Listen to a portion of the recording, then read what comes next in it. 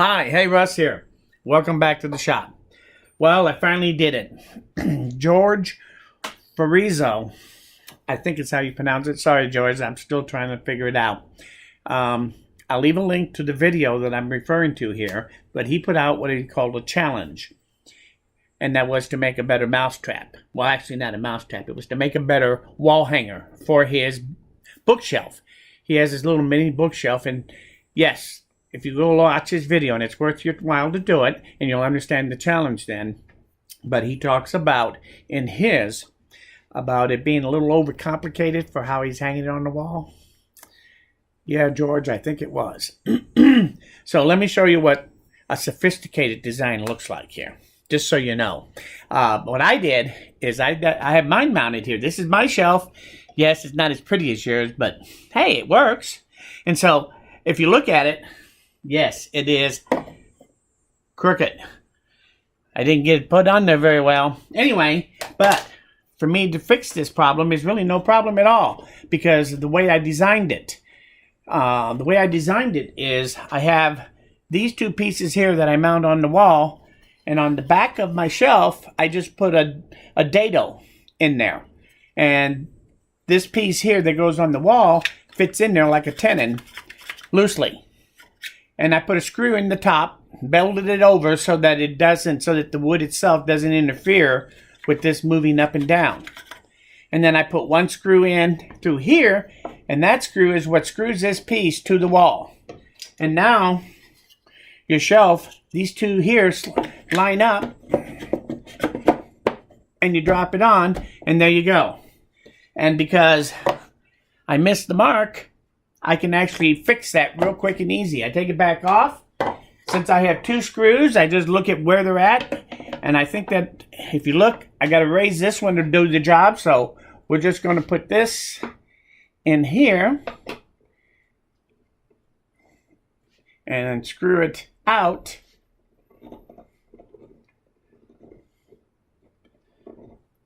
Oh, about that much, I'd say. Let's check it. Hey, that looks pretty close to being on. And now when I put this on here,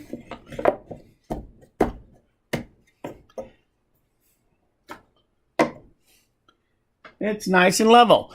So I can make the adjustment, put it on there, and it should stay put. Now the only thing I might mention is that I have the screws here and I have the pieces here.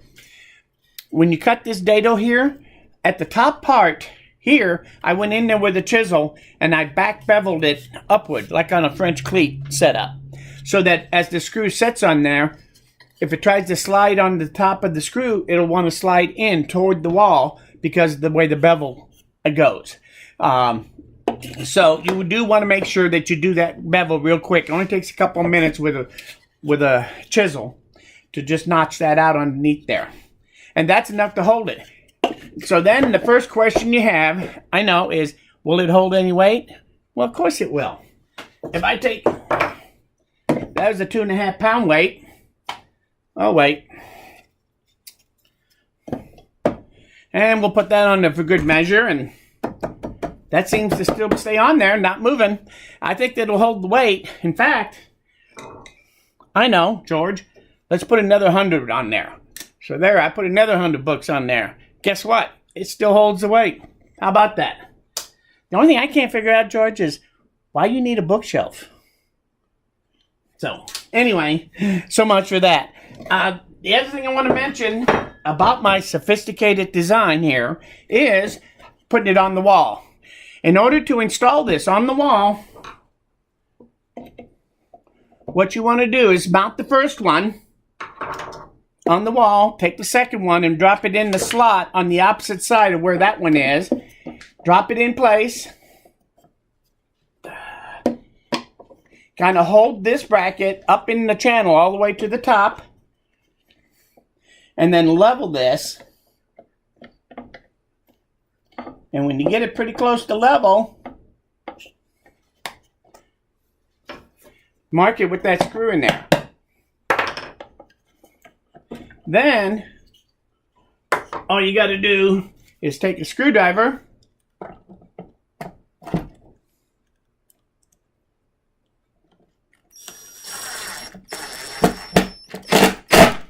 get it pretty well straight. And now it should fit right on there. And if it's not level, oh, it's not level. Looks like we have to raise this side over here. So, quite simply, is that level?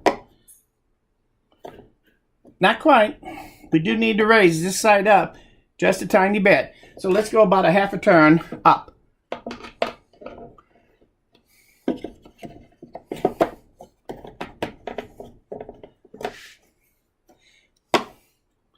And yeah, I have to adjust a little more, but I think you get the idea.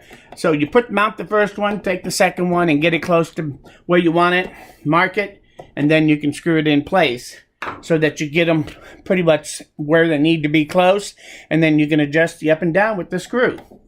Anyway, I know there were suggestions about other ways of doing it, like a French cleat.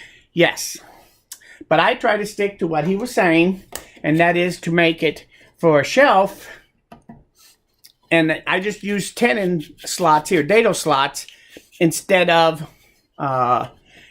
doing it like